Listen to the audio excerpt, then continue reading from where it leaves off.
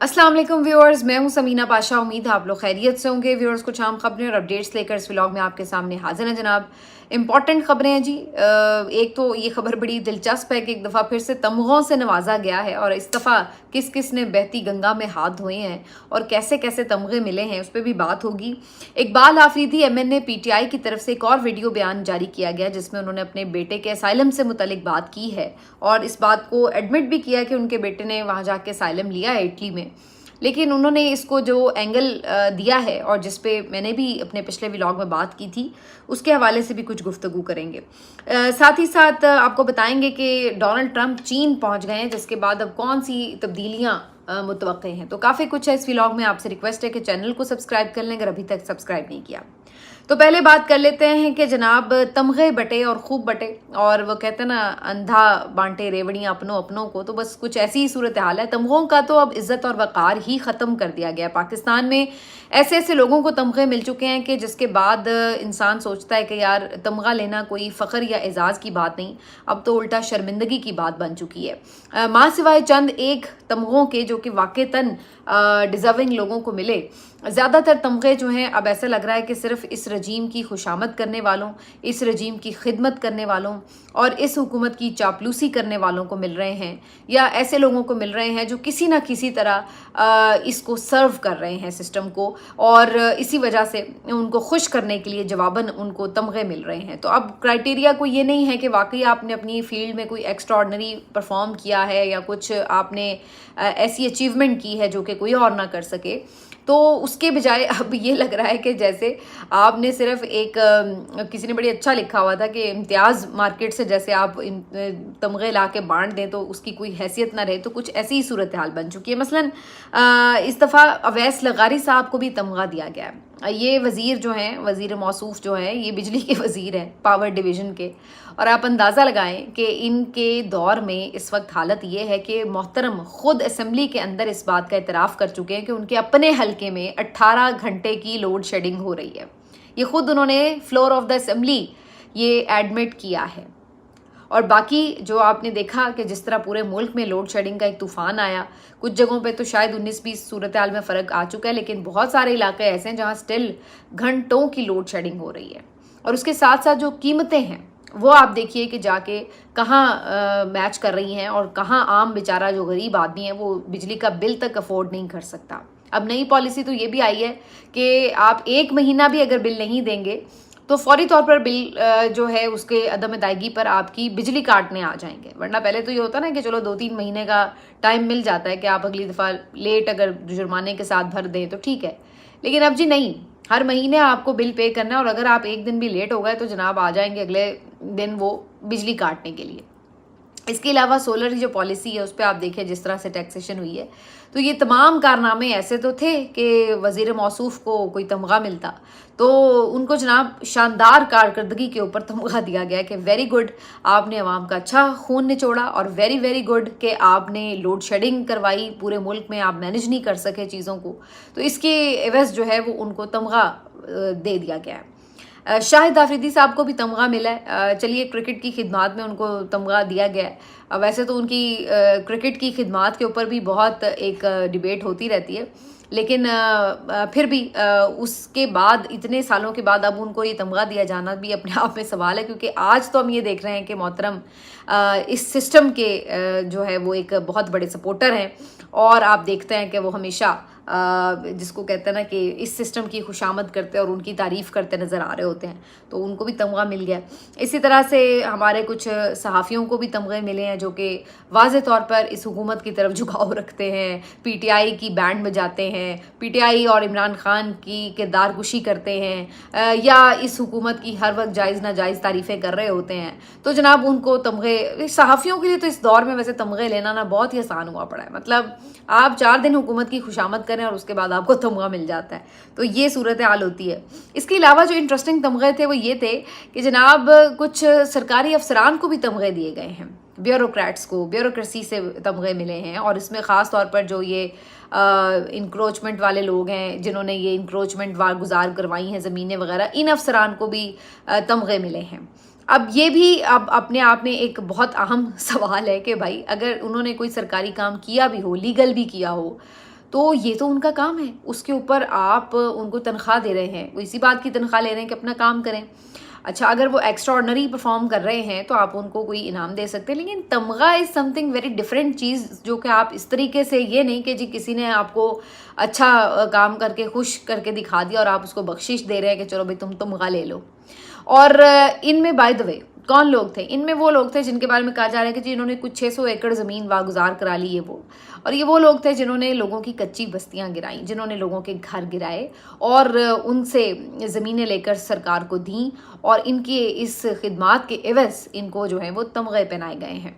अब आप अंदाज़ा लगा लें, चलिए पल भर को ईमान भी लें कि ये ज़मीनें जो थी वो गैर कानूनी तौर पर इस पर काबिज़ थे ये लोग, लेकिन बहरहाल ये गरीब गुरबा लोग थे और बस्तियां इनकी यहाँ पे काफ़ी सालों से आबाद थी, और उनके साथ जो जिस तरह से सलूक हुआ है उसके लिए तो इंसान तकलीफ़ में मुब्तला होता है। चले अगर आपने कर भी लिया तो कम से कम तमगे देकर उनके ज़ख्मों पे मज़ीद नमक तो ना छिड़कें। ऐसी ऐसी स्टोरीज़ हमने वहाँ पे लोगों की सुनी है कि दिल आपका पसीज जाता है कि यार इस तरह बेचारे ये लोग अब किस हाल में किधर जाएंगे, क्या करेंगे, कैसे मैनेज होगा, और आप ये सब करने वाले अफसरान को तमगे बांट रहे हैं। कमाल ही हो गया है। इसके अलावा भी कई तमगे ऐसे बटे हैं जिसके ऊपर बड़ी लंबी बात हो सकती है, लेकिन कुछ तमगे वैसे ऑनेस्टली सही लोगों को भी मिले हैं। कुछ शहदा को तमगे दिए गए हैं जिन्होंने दहशतगर्दी की मुख्तलिफ वाक़यात में अपनी जानों का नजराना पेश किया है, तो वो तमगे तो यकीनी तौर पर डिज़र्विंग लोगों को मिले हैं। और कुछ जो फैमिलीज़ आई हुई थी शहदा की, उनको देखकर और जिस तरह उनकी एक फीलिंग्स होती हैं उनको देखकर तो यकीनी तौर पर आपका जो दिल है वो भर आता है।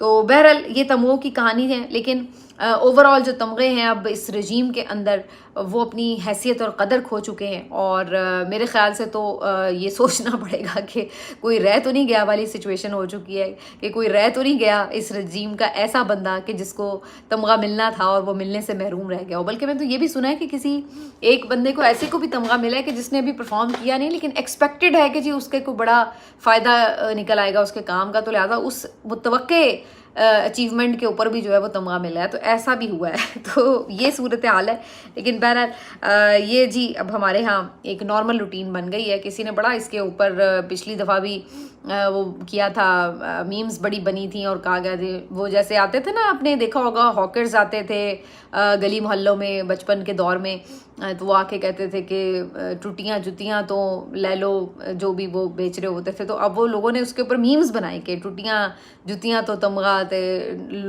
लोए लेनन तो तमगा, तो इस तरह की वो लोगों ने मीम्स बनाई हुई थी कि अब तो इस तरह तमगे जो हैं वो बट रहे हैं।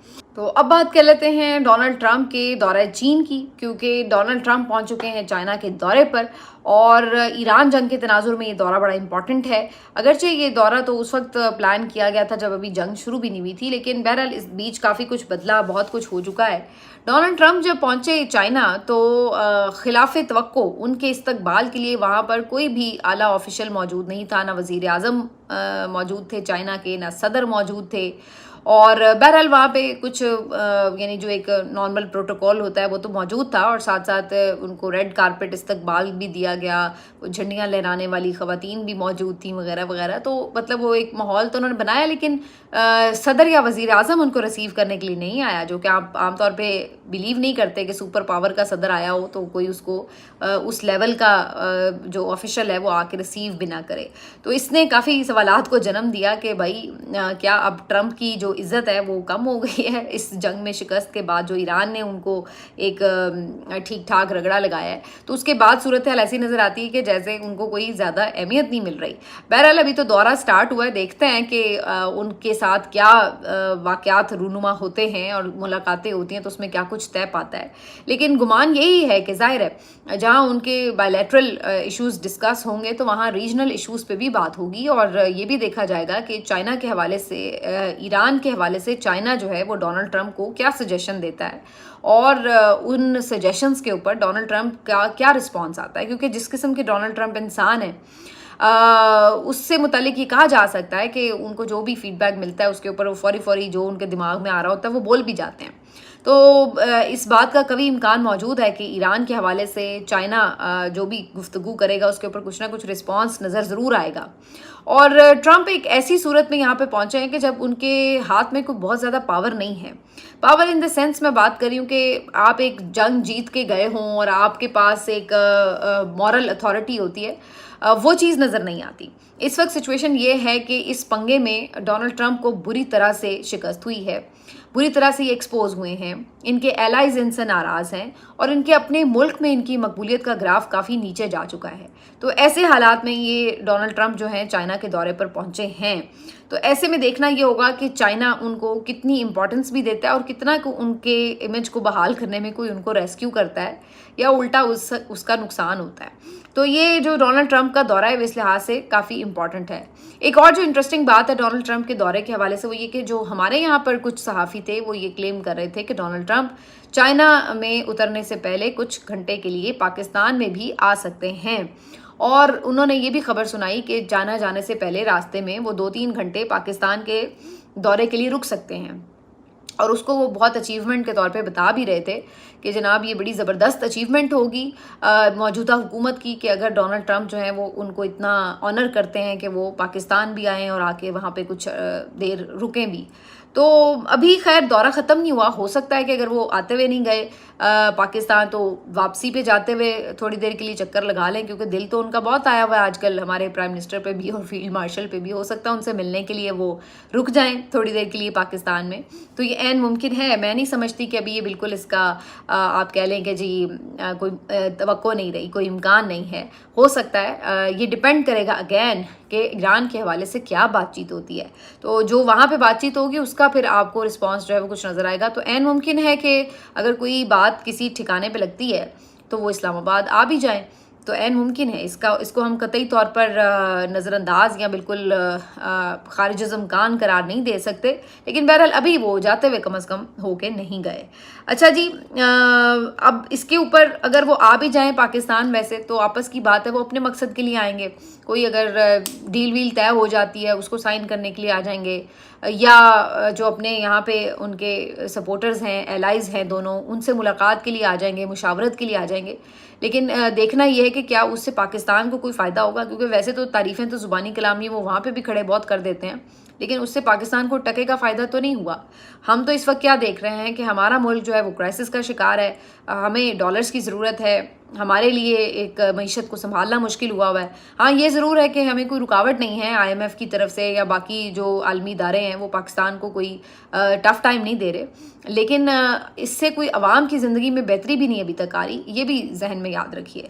तो बहरहाल देखते हैं डोनाल्ड ट्रंप अगर वाकई पाकिस्तान आ गए जाते हुए ही सही, तो क्या पाकिस्तान के लिए वो कुछ अनाउंसमेंट ऐसी करते हैं जिससे पाकिस्तान की मईशत को कोई बेहतरी हो, कोई ट्रेड के ऐसे ऐलान करते हैं जिससे पाकिस्तान के लिए कोई मईशत में बेहतरी आए। इसके ऊपर मेरा ख्याल है ज़्यादा नज़र रहनी चाहिए, बजाय इसके कि उसने कितनी तारीफ़ की और कितनी दफ़ा नाम ले लिया या कितना उसने प्रेज़ कर दिया। तो ये तो भाई मतलब वो कहते हैं ना, दुनिया मतलब दी हो यार, तो जहाँ उनका मतलब है वो तो तारीफ़ भी कर लेंगे और हर तरह से जो है वो कोशिश करेंगे कि जनाब अपना काम निकलवाएं। अच्छा जी, इससे आगे बढ़ते हैं, बात करते हैं इकबाल आफरीदी साहब की, जिन्होंने एक वीडियो पैगाम जारी किया। इसमें उन्होंने कमोबेश वही बात की जो मैं थोड़ी देर पहले अपने व्लॉग में कर चुकी हूँ। उन्होंने ये बात कही कि ये तो मेरे से हमदर्दी करने का मौका है कि मेरा बेटा मेरे से बिछड़ गया है, वो वहाँ जाके रहने पे मजबूर है और मैं उससे दूर रहने पे मजबूर हूँ। तो होना तो ये चाहिए था कि मुझसे हमदर्दी की जाए, उल्टा मेरे ऊपर तनकीद हो रही है। तो उन्होंने बड़ी दुख भरी लहजे में जो है वो वीडियो बनाई है और उन्होंने कहा कि ये एक तकलीफ़ दे अमर है कि बच्चों को, अपनी औलाद को आप दूर कर दें अपने से और उन्हें जाना पड़े, क्योंकि आपके मुल्क में हालात ऐसे बना दिए गए हैं। तो एक एंगल से देखा जाए तो ठीक है, आप तनकीद कर सकते हैं कि भाई फिर आम आदमी कहाँ जाए सॉरी, आपके पास तो ऑप्शन थी कि आप वीज़ा भी ले सकें आसानी से, आप पासपोर्ट भी ले सकें, आप डिप्लोमेटिक पासपोर्ट भी ले सकें वगैरह, लेकिन आम आदमी बेचारा किधर जाए, वो किस तरह जाके अपने आप को बचाए। तो बहरहाल तनकीद तो वो होती रहती है, लेकिन ये बात अपनी जगह दुरुस्त बात है कि जो लोग आज बाहर जाके नौकरियां करने पे मजबूर हैं, इवन जिनके पीछे तो कुछ मुकदमात हैं, बेचारे सियासी पनाह लेने पे मजबूर हैं, वो तो सारी अपनी जगह एक कहानी है। लेकिन जिनके पीछे नहीं भी मुकदमात हैं, जो आम लोग गरीब गुरबा हैं बेचारे, जो मजदूरी कर रहे हैं बाहर जाके ममालिक में, तो आपके ख्याल से क्या कोई बहुत वो शौक से बैठे होते हैं या बड़े आसान फैसला होता है बाहर जाके रहना? बहुत मुश्किल फैसला होता है बाहर जाके रहना। आप अपने प्यारों से नहीं ज़्यादा देर दूर रह सकते। आप चंद दिन किसी मुल्क की खूबसूरती को और उनके पैसे को एंजॉय कर लेते हैं, लेकिन उसके बाद आप बिल्कुल एक ज़िंदा मशीन बन के रह जाते हैं सिर्फ। और बाहर अपने मुल्क से दूर होना ये बहुत तकलीफ दे अमर होता है। लेकिन आप सोचिए कि फिर आखिर ऐसे क्या हालात बना दिए गए हैं कि लोग अपने प्यारों को, जवान बेटे अपने बुज़ुर्ग वालिदैन को छोड़कर जाने पे मजबूर हैं, शौहर हैं वो अपने बीवी बच्चों से दूर होने पे मजबूर हैं। तो ये कोई आसान फैसले नहीं होते। और अगर आप डेटा उठा के देखें तो इस वक्त तेज़ तरीन अगर कहीं माइग्रेशन हो रही है तो वो पाकिस्तान से हो रही है दुनिया में। तो ये बड़ा अजीब बात है कि मतलब ऐसे ममालिक जहाँ पे जंगें छिड़ी हैं वहाँ से लोग इस तरह नहीं निकले जैसे पाकिस्तान से लोग निकल रहे हैं। तो इसका सवाल तो किसी से पूछना चाहिए ना कि भाई ये क्यों ऐसे हालात हो गए हैं कि पाकिस्तानियों को इतनी बड़ी तादाद में अपना मुल्क छोड़कर दूसरे ममालिक का रुख करना पड़ा। इसकी तरफ कोई बात नहीं कर रहा। बस हमें आदत है कि हम लठ लेके पीछे बढ़ जाते हैं कि जनाब ये ठीक है, आप करते रहे तनकीद, लेकिन क्या वो अकेले हैं जिनके बेटे चले गए? क्या वो अकेले हैं कि जिनको मौका मिला तो उन्होंने अपनी जान बचाने की ठानी? तो ये तो अब आपका हमारे लिए एक बाइसे शर्म बात है कि हमने अपने मुल्क को ऐसा बना दिया है कि यहाँ पर हमारे लिए रहना मुश्किल हो चुका है, कि यहाँ से लोग भाग जाना चाहते हैं, कि यहाँ से लोग अपने प्यारों को छोड़ के दूर रहने पे मजबूर हैं। तो ये तो हमें फ़िक्रमंदी की बात है, ये कोई हमारे लिए खुशी की बात नहीं है। ये सोचने का मकाम है कि आखिर ऐसा क्यों हो गया है। किसी और मुल्क में ऐसा नहीं हुआ, जंगज़दा मुल्कों में ऐसा नहीं हुआ जो हमारे मुल्क में हो रहा है। तो ये यहाँ तक किसने पहुँचाया यार? क्यों कर पाकिस्तान यहाँ पर पहुँचा है? थोड़ी सी बात कर लेते हैं। मरीम नवाज साहिबा ने एक ट्वीट किया हुआ था और इसके ऊपर काफ़ी तनकीद भी हो रही थी और इसके ऊपर कम्युनिटी नोट भी लग गया। वजह ये थी कि एक अकाउंट से एक तस्वीर अपलोड हुई और उन्होंने कहा कि जी ये कचहरी चौक है और उसके अंदर बड़ा देखा जा सकता है कि ज़बरदस्त किस्म का डिज़ाइन था पूरे चौक का, जिसमें मल्टी रोड्स थी और बड़े ब्रिजेस और ये वो दिखाई दे रहे थे। तो देख के तो बड़ा ऐसा गुमान हो रहा था कि बहुत ही कोई ऐसा लग रहा था कि एक्स्ट्राऑर्डनरी किस्म का मंसूबा था जो कि पाया तकमील तक पहुंचा। तो उन्होंने ये बना के और जनाब तस्वीर डाली हुई थी और मोहतरमा मरीम नवाज साहिबा ने उसको रीपोस्ट कर दिया इस कैप्शन के साथ कि मेड इन ओनली 179 डेज। तो बेसिकली वो जो तस्वीर थी वो AI जनरेटेड थी, वो आर्टिफिशियल इंटेलिजेंस से बनी हुई तस्वीर थी और वो हकीकी कचहरी चौक की तस्वीर नहीं थी। ये अलग बात है कि कचहरी चौक का भी पिछले दिनों एक इफ्तिताह तो हुआ है और वहाँ पे भी मतलब ज़ाहिर है तरक्याती काम हुए हैं, लेकिन बहरहाल वो जो तस्वीर थी वो वहाँ की नहीं थी। और मरीम नवाज साहिबा इतना भी उसको आइडेंटिफाई नहीं कर सकी कि ये एक AI से बनी हुई पिक्चर है और उसको उन्होंने ना सिर्फ ये कि रीपोस्ट कर दिया बल्कि क्रेडिट भी लिया कि मेड इन ओनली 179 डेज़। हालांकि वैसे इस तरह के किसी स्ट्रक्चर के लिए आप मेड का वर्ड यूज़ नहीं करते, आमतौर पे कंप्लीटेड वगैरह लिखा जाता है, लेकिन चले वो MA इंग्लिश हैं तो हम उन्हीं की मान लेते हैं। लेकिन बहरहाल वो क्या कहते हैं कि वो AI से बनी हुई तस्वीर थी और इसी वजह से उसके नीचे कम्युनिटी नोट भी लग गया। तो ये तो हालात हैं हमारे कि हमें ये भी अभी तक आइडेंटिफाई नहीं हो पाता कि जनाब ये हमने वाकई ये मंसूबा बनाया था, इस तरह का था भी या नहीं। मिलते हैं आपसे अगले वीलॉग में। अपना ख्याल रखिए। अल्लाह हाफ़िज़।